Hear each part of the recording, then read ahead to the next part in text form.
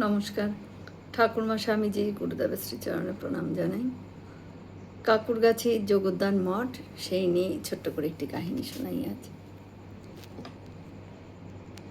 ঠাকুর রামচন্দ্র দত্তকে বলেছিলেন, যেখানে দিনে দুপুরে 10টা খুন হয়ে গেলেও কাক পক্ষীতেও টের পাবে না,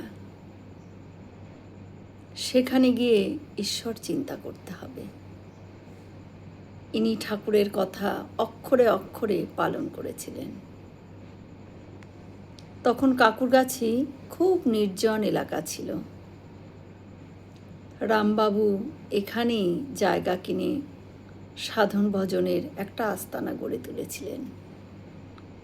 সেই জায়গা আজকে মহাতীর্থ হয়ে গেছে।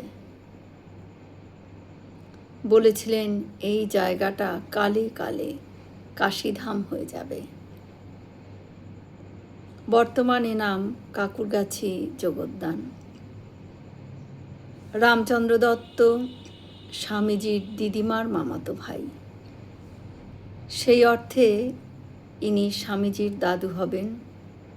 স্বামীজি রামদাদা বলেই ডাকতেন তাকে। রামচন্দ্র প্রথম জীবনে ঘোর নাস্তিক ছিলেন। ঈশ্বরের অস্তিত্বই স্বীকার করতেন না কখনো। কেশব সেনের একটা লেখায় ঠাকুরের উপস্থিতির কথা তিনি জানতে পারেন। রামচন্দ্র মনমোহন মিত্রের সঙ্গে প্রথম দক্ষিণেশ্বরে যান ঠাকুরের সঙ্গে দেখা করতে। ক্রমেই দুজনেই ঠাকুরের পরম ভক্ত হয়ে গেলেন।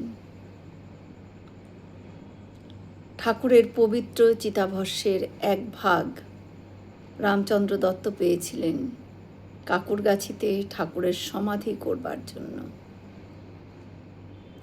এই সমাধির ওপরেই মন্দির নির্মাণ করা হয়।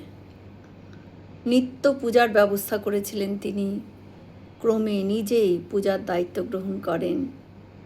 ইনি ঠাকুরের জীবনকালেই ঠাকুরকে অবতার পুরুষ বলে ঘোষণা করে বই লেখা শুরু করেছিলেন। ঠাকুর জানতে পেরে মাস্টারমশাইকে দিয়ে নিষেধ করিয়েছিলেন।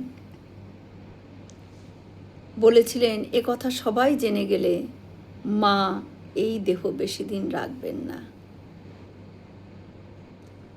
এরপরেও তিনি আরও বেশ কয়েকটা বই, তত্ত্বসার, শ্রীরামকৃষ্ণদেবের উপদেশ ইত্যাদি কয়েকটি বই লেখেন। শ্রীরামচন্দ্র দত্ত দেহত্যাগ করেছিলেন কাকুরগাছি যোগোদ্যান মঠে। জয় শ্রীরামকৃষ্ণ।